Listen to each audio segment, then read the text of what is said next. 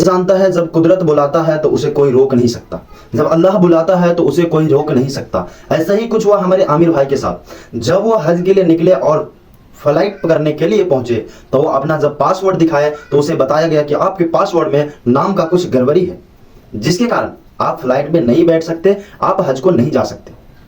लेकिन वो कहते दिया, लेकिन हुआ ऐसा नहीं।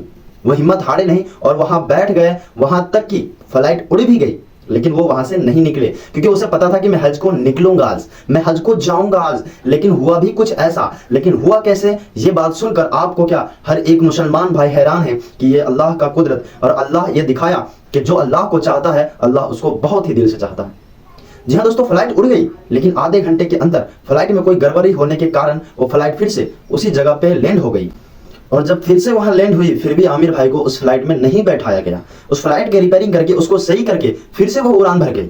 लेकिन ये मानने वाला नहीं है, ये मानने वाला नहीं है, ये अल्लाह का बंदा है, ये जाकर रहेगा। फिर क्या हुआ, फिर आधे घंटे के अंदर किसी गड़बड़ी के कारण फिर से उसी प्लेटफॉर्म पे और उसी हवाई अड्डे पे आधे घंटे के अंदर लैंड हो गई।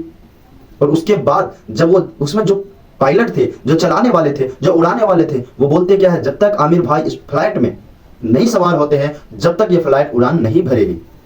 क्या समझ में आ रहा है आप लोगों को? ये कुदरत का देन है, ये अल्लाह का करामत है, ये अल्लाह का चाहत है। जिसे अल्लाह चाहता है, जिसे अल्लाह भेजना चाहता है, जिसे अल्लाह बुलाता है, उसे दुनिया का कोई ताकत नहीं रोक सकता। ये बहुत बड़ा सबूत है इस चीज का, ये बहुत बड़ा एग्जाम्पल है इस चीज का।